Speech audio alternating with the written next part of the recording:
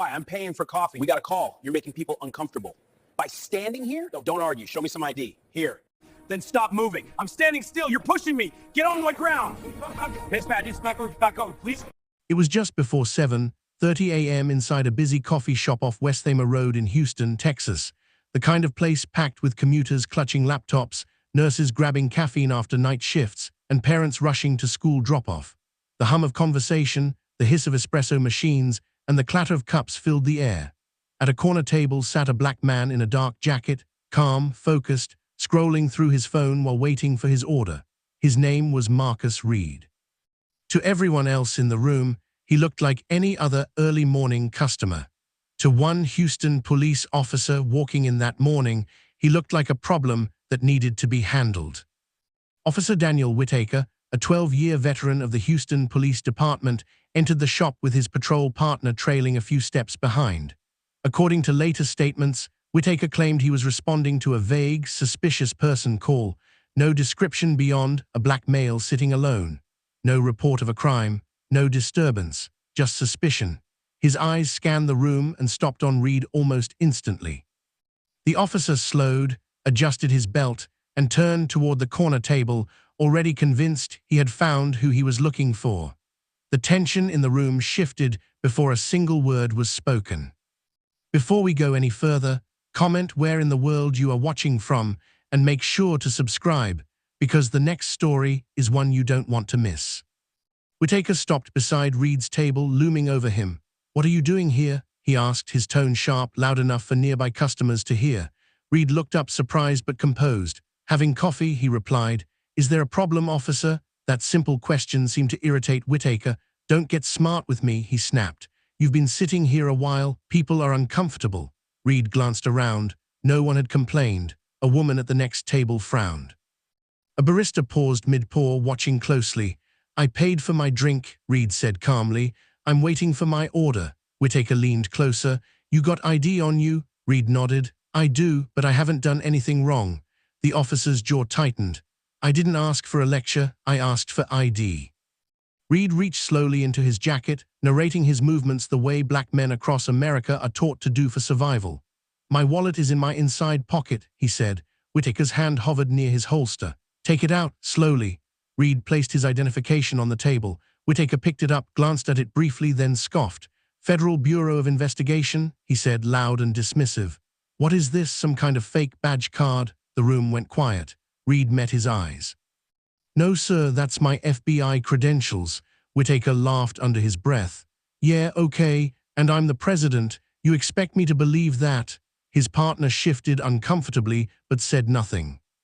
Whitaker's voice rose. "You think you can just sit in here, flash some fake federal ID, and do whatever you want?" Customers began pulling out their phones. One man whispered, "That officer's out of line." Reed stayed seated, hands visible, heart steady but alert. "Officer," he said evenly, "I'm an FBI special agent assigned to the Houston field office. If you have questions, you can call it in." That suggestion only made Whitaker angrier. "Stand up," he ordered. "You're being detained until we figure out who you really are." Chairs scraped as people stood back. The barista called out, "He hasn't done anything." Whitaker ignored her. As Reed stood, Whitaker grabbed his arm harder than necessary. "I'm not resisting," Reed said immediately. "Then stop tensing up," Whitaker barked, twisting his wrist. "You people always act like victims." That phrase hung in the air, unmistakable, ugly. Reed's partner at the FBI would later say that was the moment everything changed, because that single sentence, caught on multiple cell phones, would echo far beyond that coffee shop. Whitaker pushed Reed toward the wall, preparing to cuff him, still unaware that within minutes, this encounter would trigger phone calls reaching deep into federal headquarters and expose exactly how dangerous unchecked bias can be when it collides with authority. Whitaker spun Reed around and pressed him against the brick wall near the condiment station. Sugar packets rattled to the floor. "Hands behind your back," he ordered. Reed complied immediately, fingers interlaced, palms open. "I'm not resisting," he said again, louder now for the phones recording and the witnesses watching. Whitaker ignored him. He yanked one arm up high, forcing Reed's shoulder to strain. "Stop pulling away," the officer shouted. "I'm not pulling," Reed replied through clenched teeth. "You're twisting my arm." The second officer, Jason Lowe, stood a few feet back, eyes darting between the growing crowd and his partner. He did not intervene. He did not tell Whitaker to ease up. He simply watched. A woman near the register spoke up. "He's calm. Why are you doing that?" Whitaker snapped his head toward her. "Ma'am, mind your business." Another customer raised his phone higher. "This is harassment," he said. "He hasn't done anything." Whitaker slammed the cuffs on Reed's wrists, metal biting into skin. "Detained for failure to comply and obstruction," he announced, though Reed had followed every command. The words were automatic, rehearsed, the kind that had justified force many times before. Reed exhaled slowly, FBI training kicking in. Stay calm, document everything, survive the encounter. Whitaker finally looked down again at the credentials still lying on the table. He picked them up, frowning now, scanning more carefully. The seal, the hologram, the contact number. His expression shifted just slightly. "Where did you say you work?" he asked. "FBI," Reed answered. "Houston Field Office, Violent Crimes Task Force."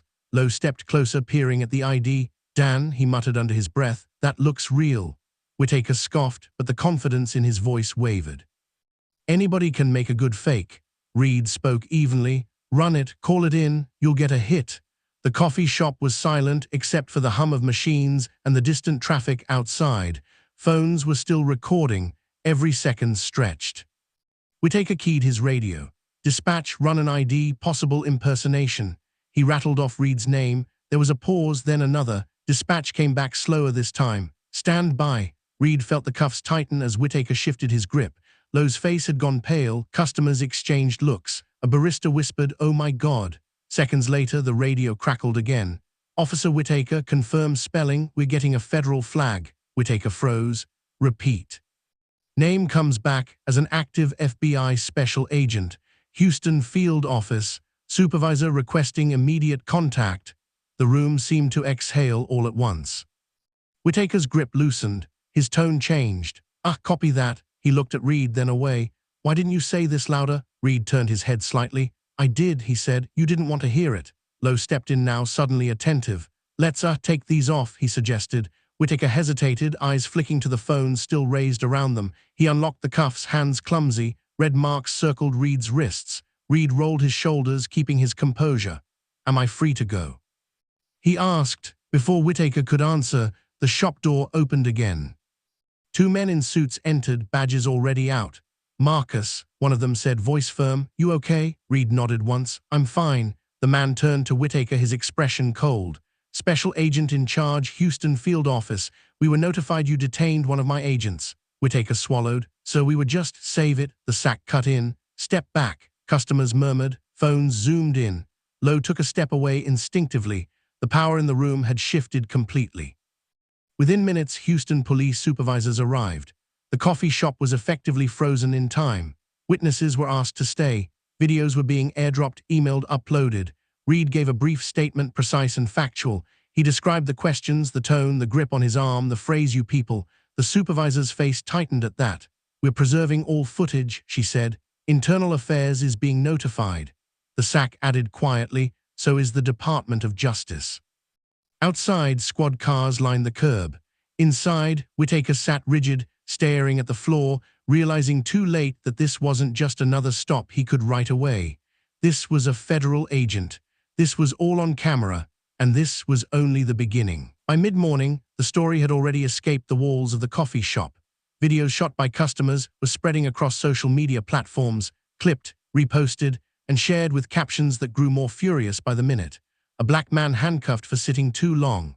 A Houston police officer caught on camera saying, "You people."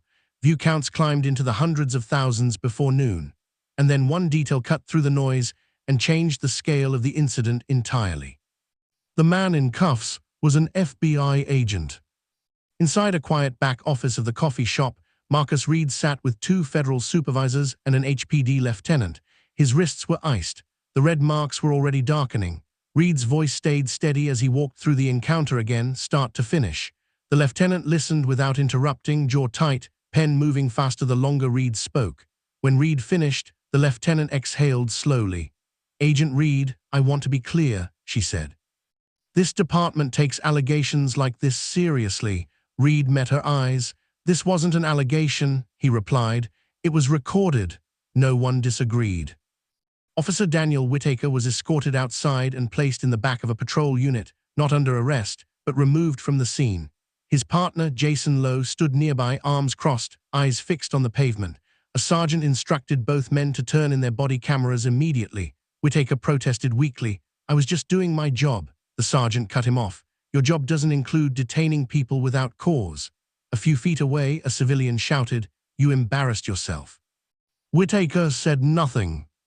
At Houston Police Headquarters, the tone was urgent. Internal Affairs opened a priority investigation within hours.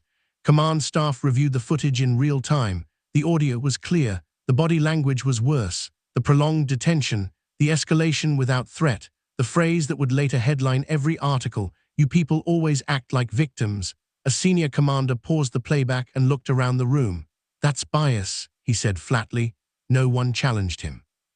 By early afternoon, the FBI Houston field office issued a confirmation statement. Special Agent Marcus Reed was unlawfully detained by local law enforcement while off duty. The FBI is aware of the incident and is cooperating fully with the appropriate authorities. The Department of Justice Civil Rights Division was looped in minutes later. When the DOJ hears the words racially motivated detention and federal agent, cases move fast. Phones rang up the chain. Emails were marked high priority. This was no longer a local embarrassment. It was a federal problem. Whitaker was formally placed on administrative leave before the end of his shift. His badge and service weapon were taken. Lowe was also relieved of duty pending review for failure to intervene. Outside headquarters, reporters gathered as the afternoon sun baked the pavement. Microphones were set up. Live trucks lined the street. When HPD's spokesperson stepped to the podium, cameras went live. "We are aware of the incident circulating online," she said. "The actions displayed in the video do not reflect the values of this department." The questions came immediately. Was race a factor? Why was the man detained? Is this officer still employed? The spokesperson deflected what she could. The footage did the rest. That evening, Marcus Reed sat at home, suit jacket draped over a chair, phone buzzing nonstop. Colleagues checked in. Family members expressed anger and relief in equal measure. Reed watched the video once, then turned it off. He had spent his career investigating abuses of power, organized crime, public corruption.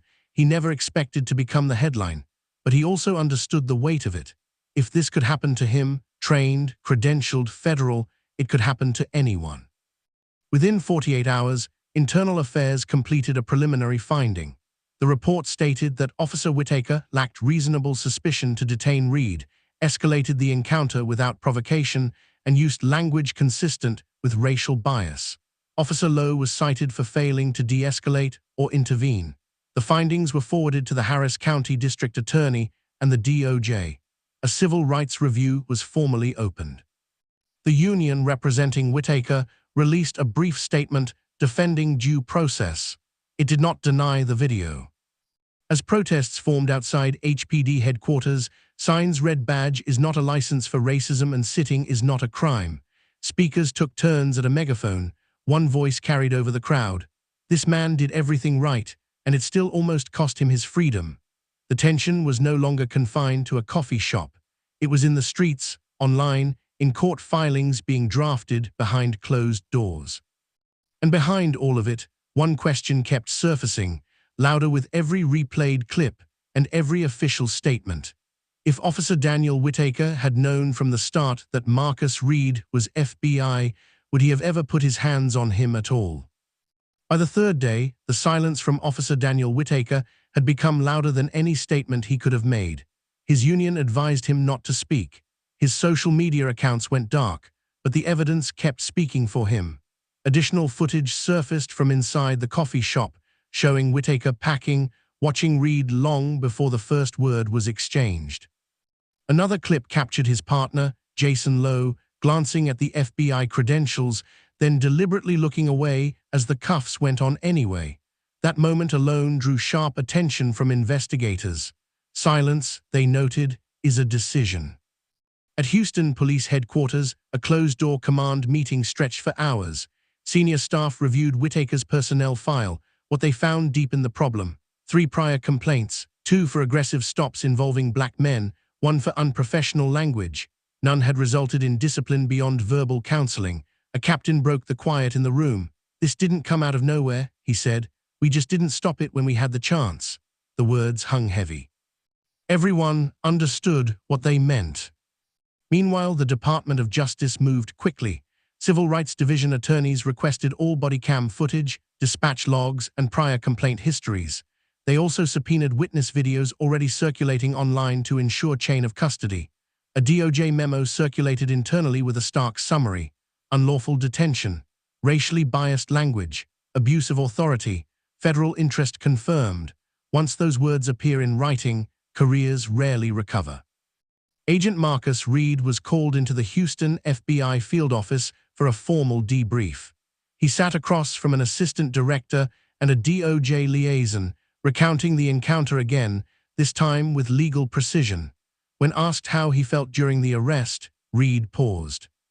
"I felt like I was back to being just another black man trying to survive an encounter," he said. "The badge in my pocket didn't matter to him." The DOJ attorney wrote that down carefully. That sentence would later appear almost verbatim in a federal filing. Outside, public pressure intensified. Local civil rights organizations held press conferences. Community leaders demanded accountability, not apologies. "This wasn't a misunderstanding," one speaker said. "This was profiling, plain and simple." HPD's chief issued a second statement, this one more direct. "What occurred was unacceptable," he said. "We are cooperating fully with federal authorities." Noticeably absent was any defense of Whitaker's actions. By the end of the week, the Harris County District Attorney confirmed a review of potential criminal charges related to false detention and misuse of authority. That announcement sent a visible ripple through the department. Officers understood the difference between an internal write-up and a prosecutor asking questions. Whitaker's attorney requested a meeting. Lowe's attorney did the same. Neither request slowed the process. Internal Affairs completed its full report and delivered it to the chief. The conclusion was blunt. Officer Daniel Whitaker violated department policy, constitutional standards, and ethical conduct guidelines. His decision-making showed clear evidence of racial bias. Officer Jason Lowe violated policy by failing to intervene and failing to report misconduct. The recommendation was termination for Whitaker and severe disciplinary action for Lowe. The chief signed off without hesitation. Late that afternoon, Whitaker was officially fired. His law enforcement certification was immediately flagged for review by the state licensing board. Lowe was suspended indefinitely, pending the same review. A memo circulated through HPD reminding officers of their duty to intervene. Many read it in silence, recognizing the coffee shop footage in every line. Civil court filings followed quickly. Marcus Reed filed a federal civil rights lawsuit citing unlawful detention, excessive force, and racial discrimination. The complaint referenced video evidence, witness testimony, and Whitaker's prior complaints. It named the officer, his partner, and the department for failure to supervise. Legal analysts reviewing the case on television were blunt. "This is not a close call," one said. "The video alone is devastating." Behind the scenes, settlement discussions began almost immediately. City attorneys knew a jury would not be kind. DOJ officials made it clear this case would be watched nationally. For Reed, the lawsuit was never about the money. "This is about the pattern," he told colleagues, "and stopping it." As the case moved forward, one final detail kept resurfacing in interviews and commentary. Whitaker never once apologized to Reed, not at the scene, not afterward, not even when the cuffs came off, and the truth was undeniable. And for many watching, that silence said more than any defense ever could. As the days stretched into weeks, the weight of the incident did not fade. It grew heavier. Every new detail that emerged reinforced what many already suspected, that this was not an isolated lapse in judgment, but a collision between authority and bias that had finally been caught in clear view. National outlets picked up the story. Headlines stopped hedging. FBI agent wrongfully detained in Houston coffee shop. Officer fired after racist remarks caught on camera. The footage played on a loop, the sound of cuffs clicking echoing far beyond Texas. Inside the Department of Justice, the case was elevated again. Senior officials reviewed it alongside other recent civil rights investigations, noting the similarities: routine encounter, no crime, rapid escalation, racial language. The difference here was visibility. A federal agent, multiple camera angles, no ambiguity. One DOJ official was overheard saying, "This is exactly the kind of case juries understand." That assessment shaped everything that followed. Marcus Reed returned to work, but the incident followed him into every room. Colleagues treated him with quiet respect, some with anger on his behalf. At a task force briefing, a younger agent pulled him aside. "If that can happen to you," she said, "what chance does anyone else have?" Reed didn't answer right away. He didn't need to. The question hung there unanswered because everyone already knew the truth. The Houston Police Department attempted damage control. Mandatory bias training was announced. Supervisors were reminded of their obligation to act on complaints. The chief held another press conference. "We are committed to rebuilding trust," he said. Critics were unmoved. "Trust isn't rebuilt with press releases," a community organizer responded. "It's rebuilt with accountability." And in this case, accountability had come not because the system worked smoothly, but because the cameras left no room to look away. Jason Lowe's case quietly unraveled next. Investigators confirmed that he had seen the FBI credentials before the cuffs were fully secured. He had chosen to defer. In his internal interview, he admitted as much. "I didn't want to challenge my partner in public," he said. The investigator's reply was short. "That choice has consequences." Within days, Lowe resigned ahead of termination. His law enforcement certification was suspended. Another career ended not with force, but with silence. The civil lawsuit moved fast. Depositions were scheduled. City attorneys advised settlement. The numbers discussed were significant, but the non-monetary terms mattered more. Policy changes, independent oversight, mandatory reporting when federal credentials are presented. DOJ officials made clear this case would set a precedent. Houston agreed. They had little choice. When the settlement was announced, it confirmed what many expected. The city accepted responsibility. A public apology was issued. The language was careful but unmistakable. Unlawful detention, racial bias, failure to intervene. Marcus Reed stood at the podium briefly. He did not gloat. He did not raise his voice. "This wasn't about me," he said. "It's about what happens when power goes unchecked. Today there was accountability. Tomorrow there has to be change." Officer Daniel Whitaker watched the press conference from his living room. His badge was gone. His career was over. His name was now permanently attached to a case taught in police academies as an example of what not to do. The confidence he carried into that coffee shop had vanished. What remained was a record, a video, and consequences that could not be appealed away. The coffee shop reopened the next morning like nothing had happened.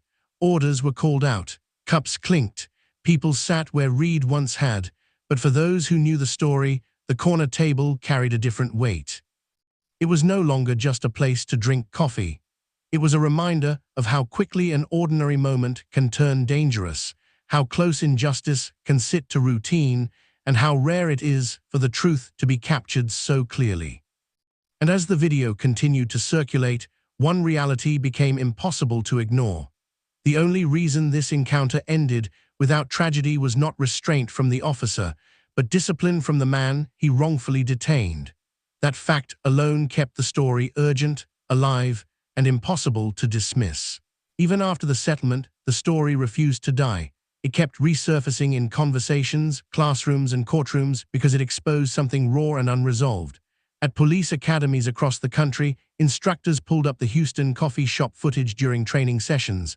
They paused it at key moments: the initial approach, the demand for ID without cause, the tightening grip after compliance, the phrase that crossed the line. Recruits were asked a simple question: where did this go wrong? The uncomfortable answer was always the same: it went wrong before the first word was spoken. Federal monitors assigned to Houston began their work quietly: ride-alongs, policy audits, use of force reviews. Officers felt the shift immediately. Stops were documented more carefully. Body cams stayed on. Supervisors checked in more often. Some welcomed the oversight. Others resented it. One veteran officer was overheard saying, "All this because of a coffee shop." Another replied, "No, all this because nobody stopped it sooner."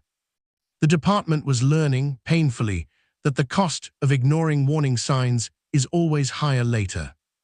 Marcus Reed was asked to speak at a closed DOJ symposium on civil rights enforcement. He stood in a room filled with attorneys, investigators, and policy advisors and described the moment Whitaker's hand tightened on his arm. "I knew exactly how this could end," he said, "and I knew I had to survive it, not win it." The room was silent. One official later said that statement reframed the entire case for her. This wasn't about resistance. It was about restraint in the face of danger. Back in Houston, community trust remained fragile. Town halls were held. Residents spoke openly about fear, about being stopped for existing, about how often routine encounters turn hostile. The coffee shop incident became a reference point. "If they did that to an FBI agent," one resident said, "what do they do to the rest of us?" No one from the department had a satisfying answer. Whitaker attempted to appeal his termination through arbitration. The hearing lasted less than a day. The video was played. The arbitrator ruled quickly, termination upheld. His certification revocation followed weeks later. Without it, he was unemployable in law enforcement nationwide. The authority he once carried ended not with a dramatic downfall, but with paperwork stamped and signed. Jason Lowe faded from public view. He took a job outside policing, avoided interviews, declined comment whenever contacted. His name appeared only in footnotes of articles, often next to a phrase that cut deep. "Failed to intervene." For many officers watching, that label landed harder than outright misconduct. It meant that doing nothing was no longer neutral. It was actionable. Months later, when the DOJ released its annual civil rights report, the Houston case was included as a highlighted example, not because it was the worst, but because it was clear facts, clear bias, clear evidence, clear accountability. The report noted that public recording played a decisive role. Without it, the outcome might have been very different. And that reality lingered long after the headlines moved on. Somewhere, another man sat in another coffee shop. Somewhere, another officer scanned a room. Somewhere, another decision was about to be made in a split second. The Houston incident stood as a warning, not just to police, but to the system itself. When bias meets authority, the damage is immediate. When accountability follows, the impact lasts. The footage still circulates today, not as shock content, but as evidence. Evidence of how fast suspicion can turn violent. Evidence of how power reacts when challenged. And evidence that sometimes the only thing standing between injustice and tragedy is a camera, a crowd willing to speak up, and a man disciplined enough to stay calm while being treated as a threat. If this story made you pause, don't scroll past it. Share it, talk about it, and tell us in the comments where in the world you're watching from, because stories like this aren't just about Houston. They're about everywhere power is tested and about whether accountability shows up when it matters most. Long after the last news van pulled away and the cameras stopped rolling, the aftershocks of that morning in the Houston coffee shop continued to ripple outward in quieter, more personal ways. For the customers who had been there, the memory stuck. One woman would later say she still heard the clink of the handcuffs when she ordered coffee, still felt the way the room went cold when authority shifted from protection to threat. Another man admitted he hadn't filmed at first because he assumed the officer must have a reason. He said that assumption haunted him now. Within law enforcement circles, the case became a point of tension. Some officers bristled at what they called public scrutiny. Others admitted, privately, that the video forced them to confront uncomfortable truths. A sergeant at a neighboring department said it plainly during a regional meeting. That officer didn't wake up planning to ruin his career. He woke up carrying biases he never dealt with. The room was quiet. No one argued. Marcus Reed tried to return to normalcy, but normal had shifted. He noticed the way strangers recognized him now, the brief looks of solidarity, the occasional apology from someone he didn't know. At a grocery store, a young black man stopped him and said, "I saw what happened to you. Thank you for staying alive." Reed nodded, understanding exactly what he meant. Survival, in that moment, had been its own form of resistance. The DOJ's consent agreement with the city went into effect quietly but firmly. Independent reviewers sat in on internal affairs meetings. Use of force reports were audited line by line. Complaints that once stalled were reopened. A pattern emerged that could no longer be dismissed as coincidence. Stops without cause, escalations without threat, disproportionate targeting. The Houston case had opened a door, and behind it was a backlog of unanswered questions. Nationally, civil rights attorneys began citing the incident in filings, drawing parallels, pointing to precedent. If it happened there, one lawyer argued in court, it can happen anywhere. Judges listened, juries watched the footage. The standard shifted, slowly but noticeably. Video was no longer treated as supplemental, it was central. For Officer Daniel Whitaker, the future narrowed. Job applications went unanswered. Security firms declined interviews. His name, once just another badge number in a large department, now returned search results he couldn't escape. Friends stopped calling.